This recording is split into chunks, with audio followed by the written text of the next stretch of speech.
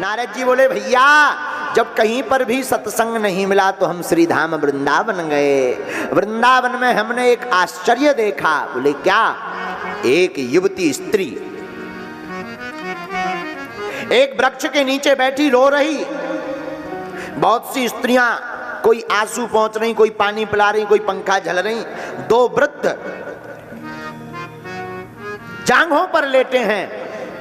नारद जी ने कहा बताओ कोई इतना रो रहा कौन है, ये क्या हो गया? नारद जी बोले भैया हमने सोचा कि जाएं पूछें क्या कारण है। तो जैसे ही जाने लगे तो आधे रास्ते से हम लौट आए कि सब स्त्रियां ही स्त्रियां हैं। कहीं हम नजदीक जाएं और बोल पड़े बाबा तुम्हें क्या लेना देना, हम स्त्रियों के समूह में आप कैसे आए, चलो लौटो यहां से, बेइज्जती हो जाएगी। नारद जी कहते महाराज हम जैसे ही वापस लौटने लगे तब तक वह स्त्री बोली भो भो साधु क्षणम तिष्ठम मंचिंतानमपि नाशय दर्शनम तव लोकस्य सर्वथा हरम परम। महाराज रुकिए रुकिए, ठहरिए। संतों के तो दर्शन करने से ही दुख भाग जाते हैं, आप ठहरिए। नारद जी बोले हम नजदीक गए, पूछा कौन? अहम भक्ति ऋतु ख्याता। महाराज मेरा नाम भक्ति देवी है। ये दो वृद्ध कौन है देवी? इमऊ में तनयऊ मतऊ। ये जो दो जांघ पर बूढ़े लेटे हैं ये हमारे बेटे हैं। अब आश्चर्य देखो, माँ जवान है, बेटा बूढ़े हो गए। अहम भक्ति ऋतु ख्याता इमऊ में तनयऊ मतऊ ज्ञान वैराग्य नामानऊ काल योगेन जर्जरो। एक का नाम ज्ञान है, दूसरे का नाम वैराग्य। वैराग्य राग रस को है? एक का नाम ज्ञान, दूसरे का नाम वैराग्य। लेकिन वे वृद्ध क्यों है? कलयुग, इस युग के प्रभाव के कारण। तो बोले युग का प्रभाव केवल तुम्हारे बालकों के ऊपर पड़ा, तुम्हारे ऊपर नहीं पड़ा।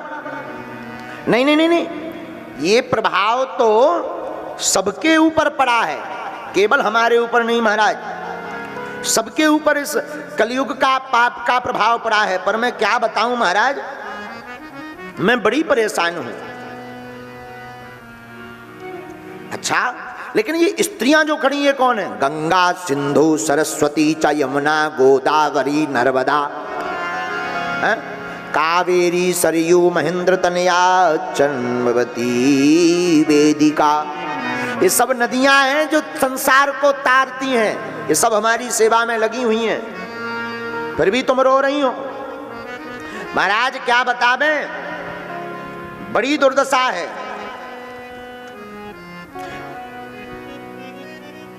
लेकिन मैं जब से वृंदावन आई हूं तो मैं तो जवान हो गई हूं।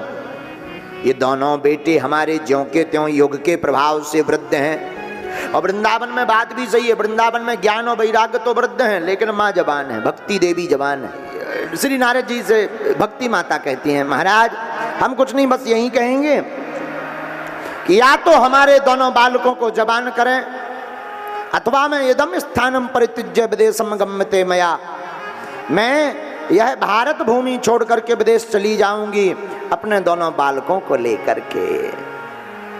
नारद जी कहते नहीं नहीं ऐसा मत करो, जो भी हमारे पास चूरन चटनी है हम कैसे भी ज्ञान और वैराग्य को जागृत करके रहेंगे। तो गीता पाठिर मुहुर्मुहु, नारद जी गीता का पाठ बार बार सुनाते, बार बार नारद जी भगवान की कथा सुनाते। एक जिंदगी में याद रखना, जिसका ज्ञान और वैराग्य, ज्ञानी ना हो व्यक्ति और वैरागी ना हो, घबराना नहीं, परेशान मत होना, निराश मत होना, जिंदगी में अपने आप को कोसना मत। व्यक्ति ज्ञानी ना हो चल जाएगा, वैरागी ना हो चल जाएगा, पर जिंदगी में जिसके भक्ति आ जाती है वो ज्ञान को भी पा जाता है और वैराग्य को भी पा जाता है। कई बार बालक पढ़ते नहीं है, बेटियां पढ़ती नहीं हैं, परेशान करते हैं बालक और बालिकाएं। तो परेशान मत होना, ऐसे बालक और बालिका को भगवान की भक्ति का स्मरण करवाना प्रारंभ कर देना, जिसके प्रभाव से बालक अथवा बालिका भक्ति करने के रास्ते पर चलेंगे तो स्वभाववश उनकी जिंदगी में ज्ञान और वैराग्य दोनों आने लगेगा, स्वभाववश।